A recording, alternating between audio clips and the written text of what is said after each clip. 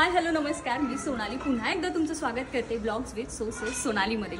तर आज आहे शिवजयंती 19 फेब्रुवारी 395वी शिवजयंती आज आपण साजरी करत आहोत। आणि आज मी खूप छान तुमच्यासमोर एक विषय घेऊन आलेली आहे। तर माझ्या मागे तुम्हाला महाराजांची मूर्ती दिसतच असेल, त्याचबरोबर इथं बघा तुम्हाला एक गाडी दिसत असेल। खूप छान अशी ही गाडी आहे, त्याच्यावर तुम्हाला सगळं महाराजांचे गड किल्ल्यांचं चित्र दिसतच असेल। आता ही गाडी कोणी बनवलेली आहे, हे कशा पद्धतीचं रेखाटन केलेलं आहे, कोणी केलेलं आहे, आता हे थोड्याच वेळात तुम्हाला मी सांगणार आहे।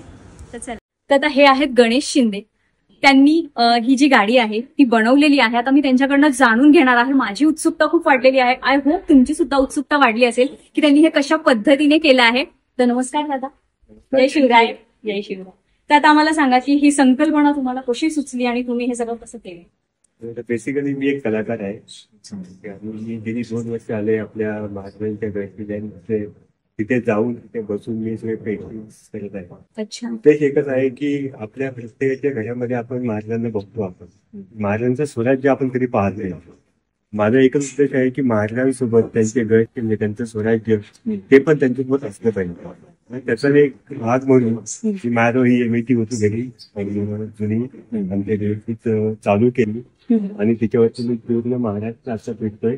हो, आणि तिथे बसून हे सगळे गड किल्ले तुम्ही पाहत असाल तिथे हे सगळं तिथे बसून स्वराज्याच्या सानिध्यात बसून तिथे सगळे पेंटिंग केलेलं आहे। म्हणजे जे इथं तुम्ही पेंट केलेलं आहे ते पर्टिक्युलर त्या ठिकाणी जाऊन तुम्ही लाईव्ह पेंट केलेलं आहे। बघा किती छान, म्हणजे त्यांनी त्या गड किल्ल्यांच्या सानिध्यात राहून हे सगळं रेखाटन केलेलं आहे। किती सुंदर। आणि संकल्पना कशी सुचली, म्हणजे असं आपण काहीतरी करू शकतो। संकल्पना एकच की महाराजांनी इतकं काही केलंय, आपण काहीतरी देणं लागतो आपण महाराजांचं आणि काही ना काही माध्यमातून ते लोकांपर्यंत पोहोचलं पाहिजे। माझं कला आहे, या कलेच्या माध्यमातून लोकांपर्यंत स्वराज्य पोहोचत असेल तर का नाही केलं पाहिजे हे सगळं। त्यामुळे हा छोटासा प्रयत्न आहे माझा की ह्या कलेच्या माध्यमातून बाईकवरती करण्याचा उद्देश हाच आहे की मी एक बाईक करतो, मी बाईक घेऊन मी चालत असतो ते बरेच लोक भेटतात, म्हणजे आपण बोलण्यापेक्षा आपली बाईक बघूनच कळतं, आपोआप माणूस खेचला जात असेल तुमच्या गाडीकडे, त्या माध्यमातून कळतं पोहोचतं। आणि इथे पण बघा तुम्ही जवळ दाखवते, इथं ना काही गड किल्ल्यांची नावं लिहिलेली आहेत।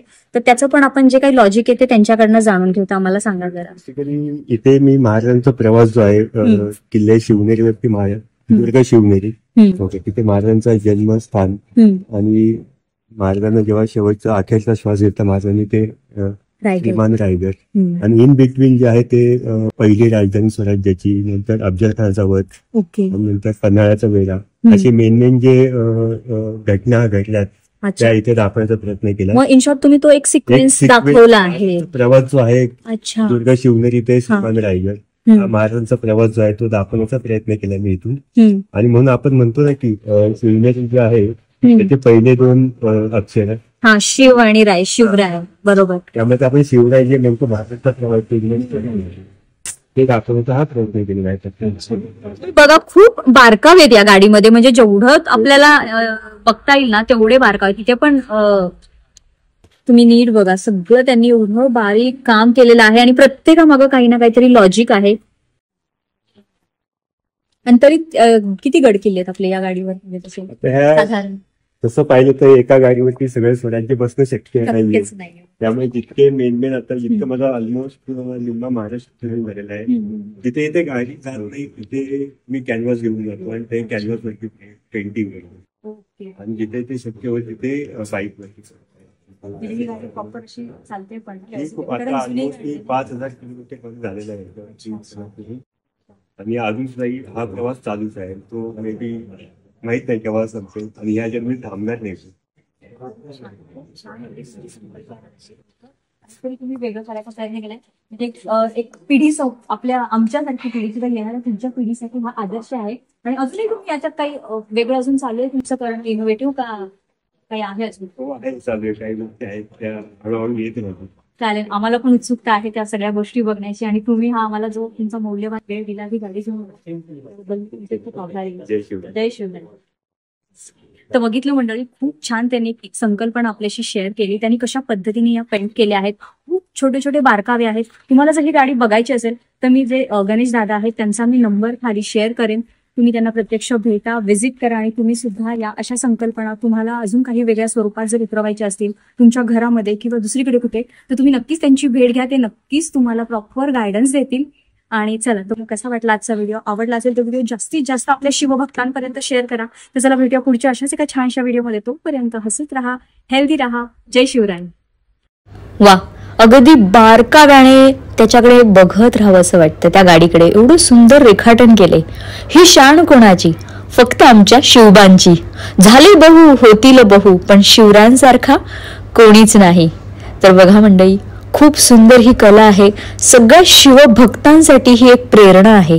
प्राणपणाने लढून राजा तूच जिंकले किल्ले, शत्रूंना सदा परतून तूच लावले हल्ले, धर्मरक्षणा तूच घेतला जन्म जिजाऊ पोटी, हे शिवराय प्रणाम तुझला माझा हा कोटी कोटी. महाराज, गणपती, भूपती, प्रजापती, सुवर्णरत्न श्रीपती, अष्टावधान जागृत, न्यायालंकार मंडित, शस्त्रास्त्र शास्त्र पारंगत, राजनीती धुरंधर, प्रौढ प्रताप पुरंदर, क्षत्रिय कुलावतंस, सिंहासनाधीश्वर, महाराजाधिराज, श्रीमंत, श्री श्री श्री छत्रपती शिवाजी महाराज की जय. तुम्हा सर्वांना शिवजयंतीच्या शिवमय शुभेच्छा. जय शिवराय.